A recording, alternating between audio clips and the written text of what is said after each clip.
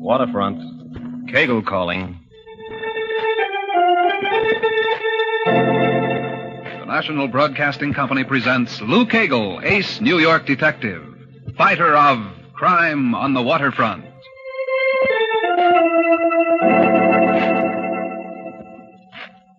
Last Friday, the Metropolitan Art Museum requested headquarters to furnish someone who'd like to take a short boat ride.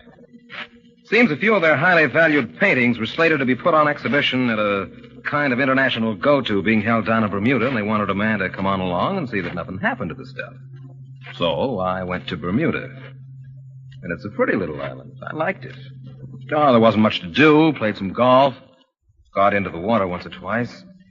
Anyway, last night ended the convention, vacation or whatever, and this morning I checked aboard the Promethean for the return trip to New York. We're out of port about an hour when a steward knocks on my door, says, Captain Archer presents his compliments and would like to see me in his cabin at my very earliest convenience, which means pronto, so I go right down. Lieutenant Kegel, I'll come straight to the point. As master of this ship, I'm directly responsible for the safety of my passengers. Well, this morning, one of them, a young lady, appealed to me for protection. Against what? Kidnapping. On a ship? Almost my exact words. But here's the difficulty. The young lady is not just any young lady. She's Helena Dawson. Well, happy Easter. Name doesn't do anything for you? Dawson? Oyster Bay? Oh, wait a minute. The soap chips. And the oil Sure. I see what you mean. Exactly. So in view of that, and now I'm thinking as an employee of the line, to ignore the appeal would be unwise. But crank stuff, huh? I wish I could be certain. You think she isn't a crank? This girl's not a run-of-the-mill heiress. In fact, she may never get a penny from her family. What's the problem there? About 8 or 9 years ago, she broke with them. Oh, now, wait a minute. I'm getting it back. Wasn't she the girl who walked out the night of her debut? And left the country. That's the one. Oh, Helena Dawson. Sure, I remember now. That was big stuff. What happened to her? She came to Bermuda and took a job as a teacher. From what I can gather, she's been on her own ever since. Well, now tell me how the kidnapping scare works in. Yes. Well, she says it started 2 weeks ago in Bermuda when an anonymous phone call came. Seems a man at the other end of the line instructed her to leave $10,000 at a designated spot within the next 5 days or she'd be kidnapped. She ignored the threat. A week later, it was repeated. What did the police have to say about it? Miss Dawson didn't report it to them. Well, that was bright. Afraid of publicity, I'd imagine. Whereas if the kidnapping went through, she wouldn't get any, I suppose. Perhaps she'd made arrangements to have it done quietly, Lieutenant. Oh, don't they kill you? What happened then? Well, even though she didn't take the authorities into her confidence, she had good sense enough to be frightened. That's why she's on this ship. Well, how do you mean? Miss Dawson felt that if she left Bermuda for a while, whoever was behind the kidnap threats would think she'd done so on the advice of the police and be scared off. Yeah, but wait a minute. If the Dawson girl is at such pains to keep her problem quiet, why does she suddenly dump it in your lap? I'm coming to that. Less than 30 minutes ago, she found this note in her vanity case. She swears it wasn't there when we sailed. Oh.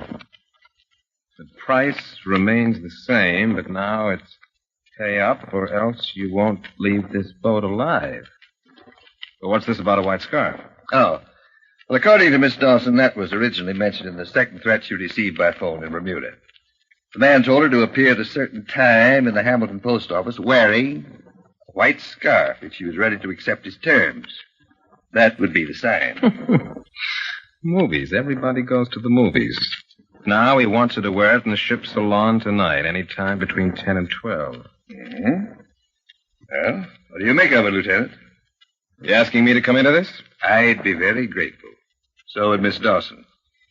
She and I went over the list very carefully, and you're the only passenger experienced in police work we could find. What about your own men? Oh, same old thing. Everyone will know something is up, and that's what she's trying to avoid. Garbo. What's that? You sure her name isn't Garbo? Certain. Well, Lieutenant? Okay, where do I find her? Stateroom 1270. I'll phone down and tell her you're coming.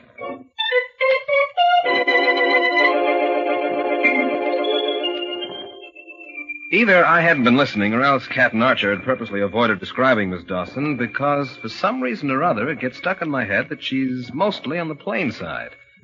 After all, who but a crow would pick the night of her coming-out party to leave town?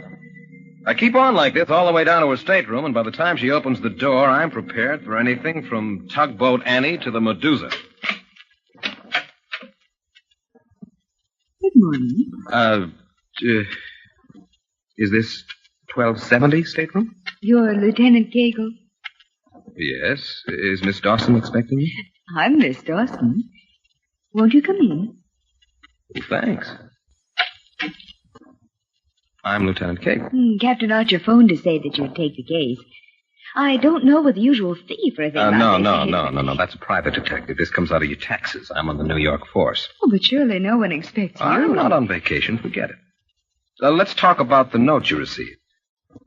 Look, are you sure it couldn't have been put in your vanity case before you came aboard? Absolutely. You see, as soon as my luggage was brought here to the stateroom, I opened the case for a new lipstick. If the note were there, I couldn't have missed it. Is that the case, the small alligator job? Yes. Well, then what? I closed the vanity, although I didn't lock it, and left the stateroom. I wanted to watch us cast off. But up on deck, it was so crowded, I decided instead to go to the dining room and have some coffee. That was equally crowded, so I came back here and began unpacking. It was then that I found the note. You were gone about 15 minutes. No less. 10. Mm-hmm. You know anyone on board? Yeah, 3 people. Or rather 2. Dr. Reed and his nurse, Miss Farber. Their patient, Mrs. Pritchett, is barely an acquaintance. Is Reed's stateroom far from here? Just on the companionway. But before you say anything, Dr. Reed's out of the question. If during my 8 years in Bermuda I made one friend, it would be he. Mm-hmm. The man was my doctor, father, counselor, just everything. Mm-hmm. Dr. Reed knows you're on the ship. Oh, it was arranged that way. You see, about a month ago, Mrs. Pritchett, the patient I mentioned, lost her husband. The poor woman's been an invalid herself for years, confined to a wheelchair most of the time, eyesight failing. Well, she's over 80. Mm-hmm. So Dr. Reed suggested that since she had no living relatives in Bermuda to look after her, she needs almost constant attention. And it would be advisable to return to America and take up residence with her daughter's family. Mm-hmm, I see. Mrs. Pritchett agreed to do it, but only if Dr. Reed would see her safely there. You tell Reed about the phone calls you got? Oh, no. When I found he was taking this ship, I simply pretended the idea of a visit to New York sounded interesting, and would he consider it an imposition if I tagged along? Okay. You've got no idea who might be behind this extortion thing? None. Well, what do you want to do about it? I want protection, of course. Someone has threatened to kill me unless Sure. Protection's all right, and you'll get that, but that's not the whole story. You got to take a stand. You want to play along and smoke this bird out? Ignore him? Pay him off? Which is it? I certainly don't intend to pay him a cent. As for smoking him out, I hardly think he's worth the effort. Do you? Okay, you decide what to do. Well, simply this.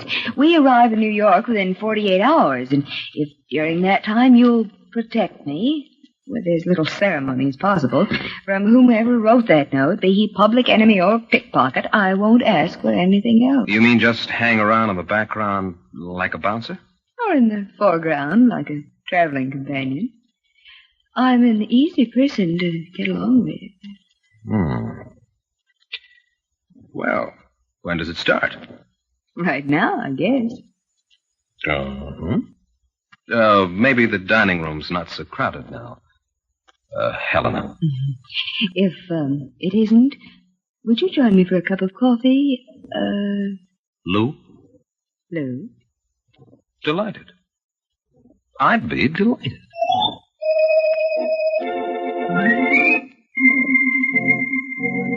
The coffee takes about an hour. A very pleasant hour, by the way, and then Helena marches me into the lounge where we spend the morning playing Russian Bank. During lunch, I ask if she'd mind my looking up Dr. Reed. Helena decides he may as well know what's going on now, since I'll have to be explained to him sooner or later anyway, so when the meal's over, I excuse myself and walk down to his stateroom. He's a very strange-looking guy, this Reed, man about 60, with a head like a bowling ball. Skin the color of an apple that's been bit into and left to stand for a while. I bring him up to date on what's happened, why I'm involved, and then he makes what you might think is a perfectly innocent statement. I lay the entire scheme at the feet of some ill-informed crank. $10,000. Helena doesn't have near that amount. Except that I didn't tell him the note demanded $10,000. I simply said a lot of money. Of course, you might have figured if folks could raise it without much effort. I shouldn't wonder. What steps are you taking, Lieutenant? None. Miss Dawson doesn't want me to. Excuse me, Lieutenant. That's Miss Barber. Come in. Miss Barber, this is Lieutenant Cagle of the New York Police Department. How do you do? Pleased to meet you. Doctor, Mrs. Pritchett's coming around. I thought Of course. Be along presently. You'll pardon me, Lieutenant. I dislike breaking off our conversation so abruptly, but my patient... Forget it. We can talk about this later. As you see, my time is restricted, but if in any way I can help or counsel you, I'd be only too glad. For years, Helena's been like a daughter to me. Yeah, that's what she said.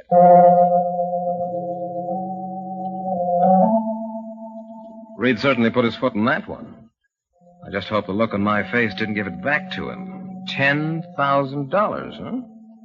He's probably been thinking $10,000 so much he can't even keep it out of his conversation. Normally, at this point in any other case, I'd be telling myself what a hot rock Lou Cagle is when it comes to fast solutions. But now I had a problem in my hands. How was I going to tell Helena? After all, it's kind of a blow to find out the person who's supposed to be your closest friend is trying to shake you down for $10,000. So, for the rest of the afternoon, every time the subject comes up, I move her along to a new one.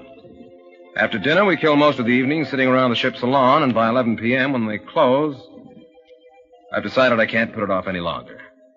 Helena says she'd like a cigarette before turning in, so we step outside and we stroll up the promenade deck. Cool? Just right. I'll bet it's snowing in New York. Lou, look. What? A falling star. Yeah? Oh. That's pretty, huh? Did you make a wish? Uh-huh. Helena, how long have you known Dr. Reed? More than 7 years. Why? Oh, I was wondering where he practiced before he came to Bermuda. No place. He's a native of the island.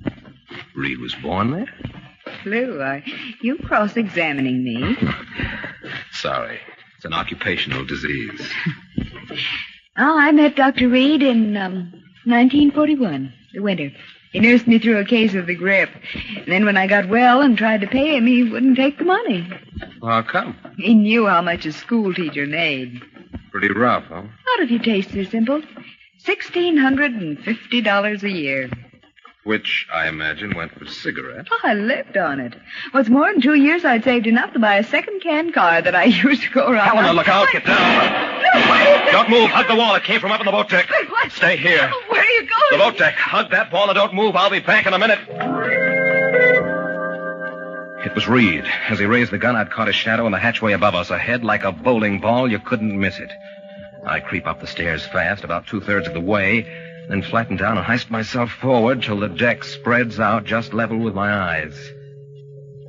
It's deserted. And a little bit too quiet. Plus, that if the moon were any brighter, it'd blind me. I'm almost convinced there isn't a way in the world to get on that deck without being seen when I notice something. Stretched along the rail on my right are half a dozen lifeboats. And whenever the ship lists or rises out of a trough, the prow of the lifeboat nearest me throws up a shadow over the mouth of my hatchway. It lasts maybe 4 seconds, which is time enough to crawl to the rail and get down out of sight behind one of those boats if I'm quick. I haven't more than made up my mind to try it when the ship trembles again, dips to one side, hangs there a second, starts back, and now the lifeboat begins to spill its shadow across the hatchway. I hold off until I'm sure the shadow's almost as long as it's going to get, and then, with all the force I can, I throw myself toward the lifeboat. It's a typical jerk trick. I'm trying to rush up a 30-degree slope with everything else on board pulling the other way. Nijinsky at the top of his leap. If I were trying to get shot, I couldn't do a better job. But I finally do stop teetering back and forth and stumble behind the lifeboat, and by then it's pretty clear that Dr. Reed has either gone to bed or put away his gun for the evening. A minute or so goes by while I catch my breath, and then suddenly I hear the sound of voices floating up from the deck below me. And one of them's Helena's. But it's not till I crawl over to the hatchway that I find out who the other belongs I had to. to do the thing at this time. Furthermore, if I didn't come close, it wouldn't have looked authentic. Kegel's no fool. You idiot. They were inches from hitting us. What are you trying Don't to do? excite yourself. It's over. You're unharmed. I'm surprised to be alive. Forget that precious neck of yours and keep your mind on the job. Will you do that for once? I'll be going now. Wouldn't do for him to find me here. No, it wouldn't. Call me in the morning. Good night. Good night, Doctor.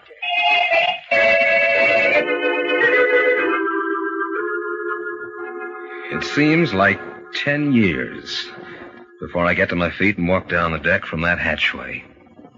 I don't know. Everyone's in on this but me. But in on what? That question comes back again because Helena and Reed obviously have some brand new racket going, but like every other question of the jackpot variety, I can't answer it. Nor can I see how they expect to make any money by such monkey shines. Unless, of course, Helena is helping the doc shake a few thousand out of her old man by means of a phony extortion plot. Which reminds me that Helena's still waiting at the foot of the hatchway, or at least I think she is. But when I get down there, nobody's around. Back in my stateroom, I find a note slipped under the door in which she explains how terrifying it all was and that she couldn't bear another minute alone out in the dark and please call her first thing in the morning. Looks like first thing in the morning is everybody's favorite time for contacting Kegel because about 7:15 along comes a steward with some more of Captain Archer's compliments and an invitation to eat breakfast with him in his cabin. Good morning, Lieutenant. Good morning, Captain. I get you up? Uh-huh. I like your eggs. Fried, dropped, or... No. Coffee. Just some coffee, please. Well... Miss Dawson found any more threatening letters in her baggage?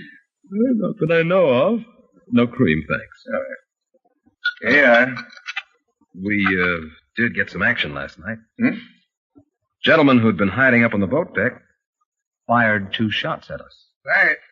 Fired two... Kegel. It's okay. He didn't hurt anybody. He didn't intend to. What? Man, in heaven's name. You should have reported it immediately. If I didn't know who he was, I would have. Well, Now, look, Captain, you've got to go along with me on this. Take my word, he won't try it again. Also, please don't ask me who he is. The extortion notes are a blind for his real activity. And if he once guesses we're even half onto him, you'll never see the bottom of this case. Kegel, this is most irregular. As the captain of the ship, I know. You're responsible for the safety of your passengers, and that's exactly why things have to be kept quiet.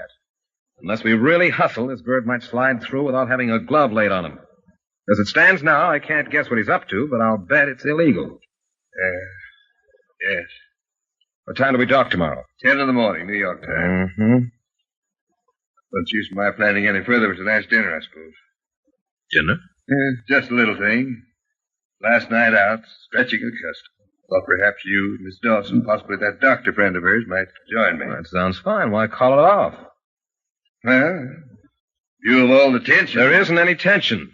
Huh? Or at least, Captain, we shouldn't show it. I think your party's a good idea.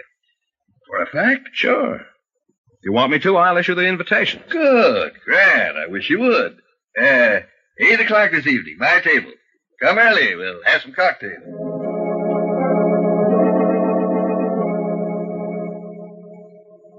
After leaving Captain Archer's cabin, I start down to the dining room when suddenly I remember that part in Helena's note about calling her first thing in the morning. I'm anxious to get moving anyhow, so even though it's pretty early, I go down and knock on her stateroom door. Oh, Lou. Come on inside. Well, how'd you sleep? It's not very funny. Well, I didn't mean it to be.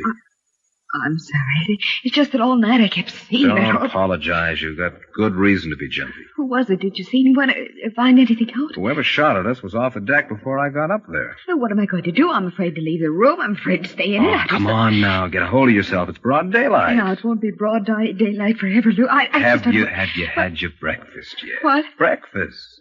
What's the matter? Aren't you hungry? No. Oh, you can't worry on an empty stomach. Come on.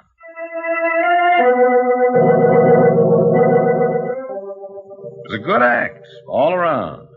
By the time we finish our grapefruit juice, Helena's appetite and confidence are on the upswing. And 20 minutes later, when we get up from the table, nothing will do but a stroll on deck. Well, more like it, huh? A lot more. You know, that's the first pancake I've had in years. You mean the first half dozen? Say, isn't that Dr. Reed way down there? Where? Near the lady in the wheelchair. No, out from the rail. Oh. Why, yes, it is. She the Mrs. Pritchard who's so sick? Uh-huh.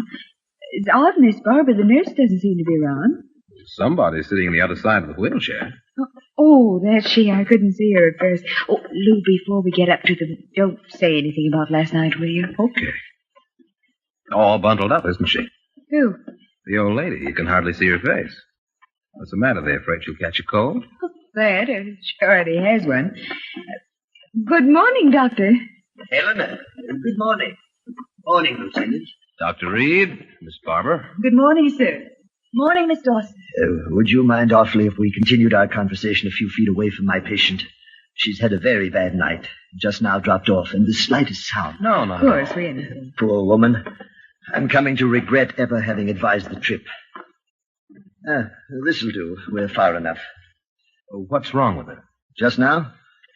A resurgent allergy, and she has dozens of them.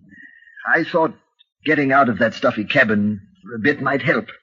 It put her to sleep. That's something. Yes, I expect so. What about you, Helena? Nothing new.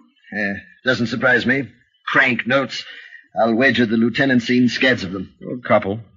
By the way, we three are invited out for dinner tonight. Captain Archer. Everyone accept? I'd love it. That's two of us. How about you, Doctor? Absolutely. Excuse me, Doctor. Your patient seems... Thank you. Miss Barber, she's getting restless. Take her below, will you? Yes, Doctor. I didn't notice. And here, give her a few sniffs of this menthol inhaler before she drops off again. Certainly. Thank you. Now, here we are. Just breathe in deeply. Deeply.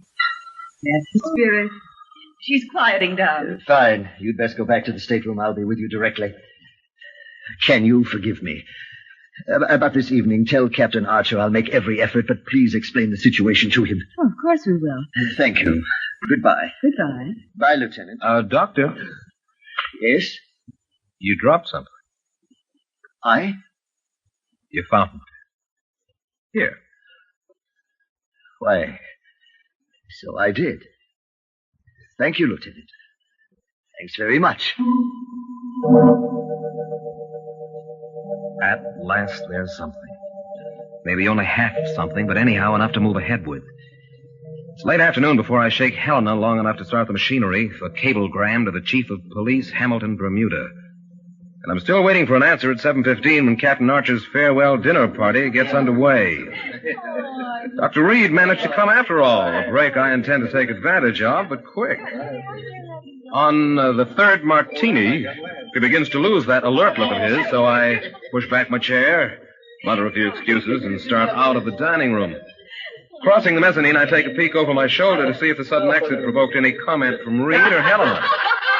Well, apparently not. Both of them are having a big yuck over one of Captain Archer's 10-minute jokes, and he's getting ready to tell another, so it looks okay.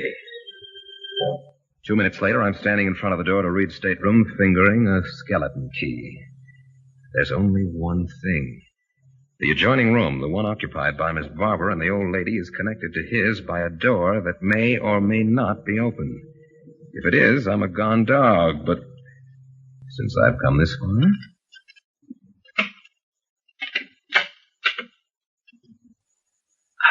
Still in business. The door to Miss Barber's room is closed. There's a blade of light coming from under it, though, so I have to make the pussy feet. Now, where to begin? Reed's desk is the obvious place, but it's at the other end of the room, therefore out comes the pocket flashlight, which is a Lulu. It throws a beam all the length of a pop bottle. Somehow I pick my way over to the desk, kneel down, and start easing the bottom drawer open. Pencils, cablegram blanks. Oh, the one above it doesn't even have the pencils. Now, here's the department. Stethoscope, thermometers. What's this? Uh-huh. Home is the sailor. Uh-oh, and that's from the corridor. Well, anyway, it's not Reed. He wouldn't knock at his own door. I barely snap off the flash and duck behind a chair when...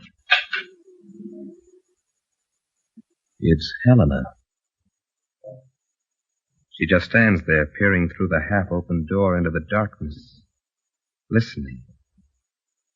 And then, as unexpectedly as she arrived, she's gone again. But not, I may as well face it, not before convincing herself that room was not empty. And since that puts everyone onto everyone, I'm afraid by the time I patch all this stuff together, Reed will have shot up half the boat. Well, at least I found what I came after. On my way back to the dining room, a steward hands me a cablegram, the reply from Bermuda, and it reads, according to best reports, Miss Helena Dawson checked aboard the liner Promethean yesterday morning, bound for New York City, signed so-and-so, so-and-so, Chief of Police Hamilton. It's the Promethean I'm on, so everything still gels. When I come up to the table, Captain Archer and Dr. Reed are in the middle of a long discussion on whether many seafaring men still suffer from malnutrition. But not Helena. Oh, Lou, we missed you. Where have you been? Well, now, that's an unfair question. In the first place... Lieutenant, Huh? you know something about this. I've been trying to explain to Dr. Reed here that feeding a crew of 40 or... And that's how it goes for the rest of the evening, back and forth. Helena working to pry me loose from anything she can. Captain Archer and Reed dragging me in to settle every argument they have. Around 10 o'clock, though, the wind begins to shift. Helena's managed to get it across to the doctor that there's something fishy about me. And the way the party breaks up would make your head swim. Surely you'll have a nightcap, Doctor. Thank you, no, Captain. I just had mine. We early risers, you know. Miss Dawson, Lieutenant? I don't No, believe thank so. you Thank very you. Not at all. My Very pleasure. fine. Anyway, I hope you come to see me before we dock tomorrow. Yeah, we will. All right. At least drop in and say goodbye. We'll do that, night, Captain. Good night. Good night, Captain. Miss Dawson? Thank you for everything, Captain. It was lovely. Reed and I see Helena to her stateroom, and then we split up. By now, it's become a button thing. They know that I know, but they don't know I know that they know. Which is involved, but I can't lay it out for you any better. Back in my own room, I start getting things ready for what I'm sure is going to happen within the next 10 minutes. First of all, my bed. After I shut off the light, I rumple it up, jam the two pillows under the covers, and start shaping them to look like somebody lying there. No matter how I do it, they still come off like two pillows, but maybe in the dark it'll hold. Then I swing open one of the portholes that faces on deck and squat down directly below it. And for once in my life, I've called a turn. The square foot of rug under me isn't even warm when I hear somebody approaching on the deck outside.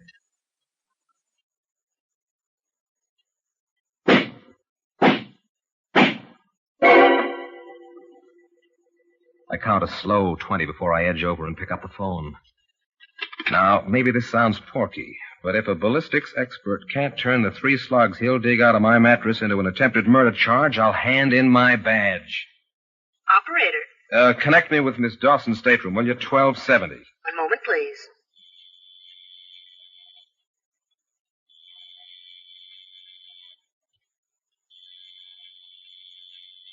I thought those footsteps sounded just a little bit too dainty to be Dr. Reed's. Sorry, the party doesn't answer, sir. That's okay. Put me through to Captain Archer's cabin, will you? One moment, please.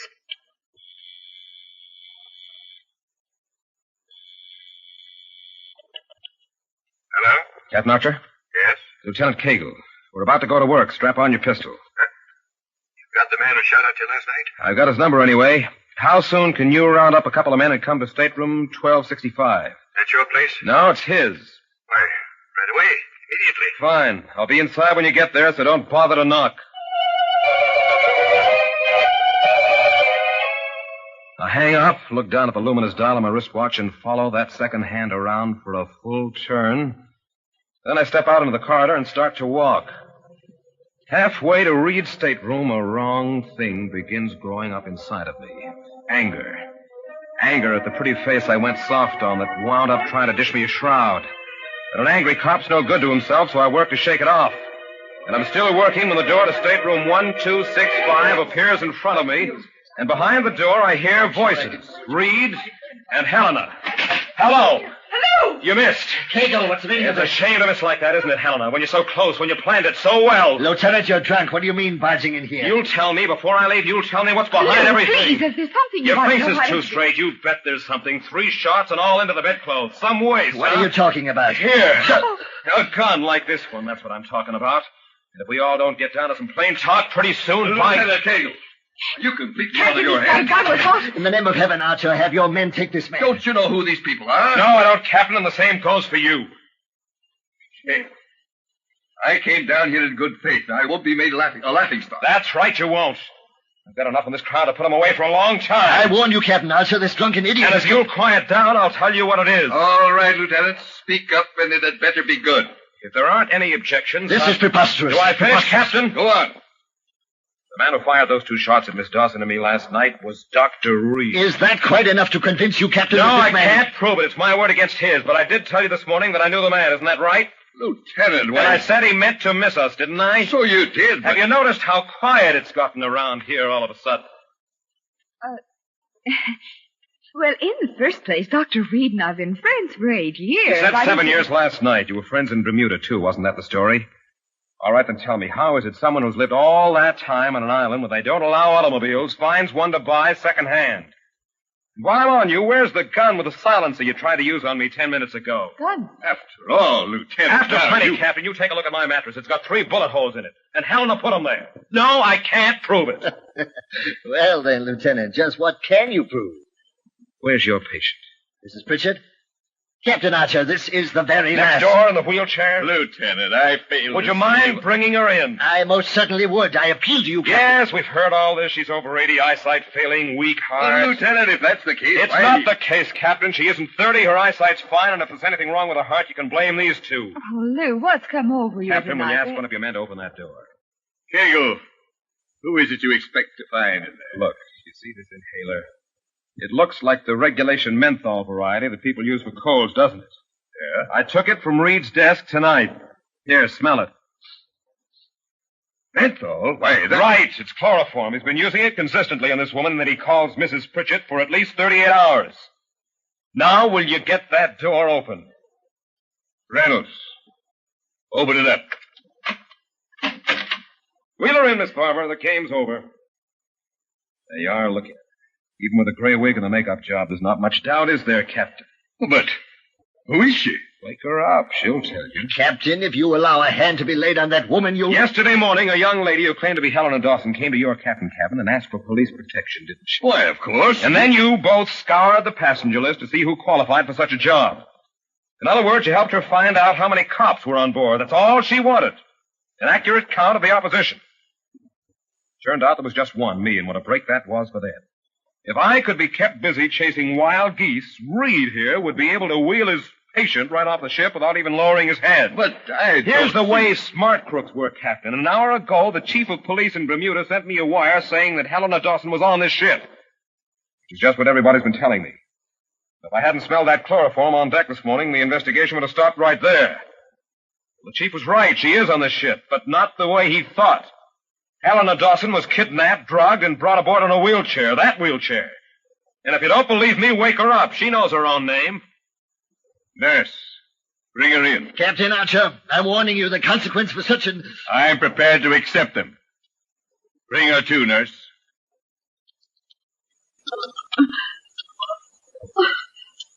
Where? Don't please, not more. Look, you're all right. It's okay now. Now listen to me. Who are you? What's your name? Your name. Your name. What is it?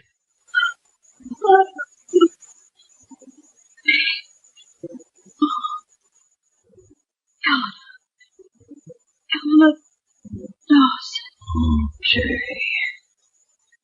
Okay, Captain, there it is.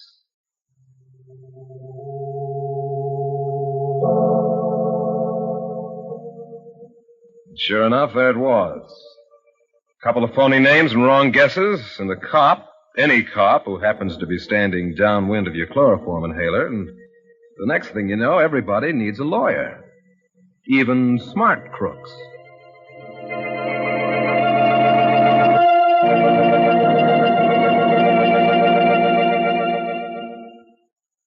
Crime on the Waterfront is written by J.T. Kelly and stars Myron Wallace as Lou Cagle. This is George Stone speaking.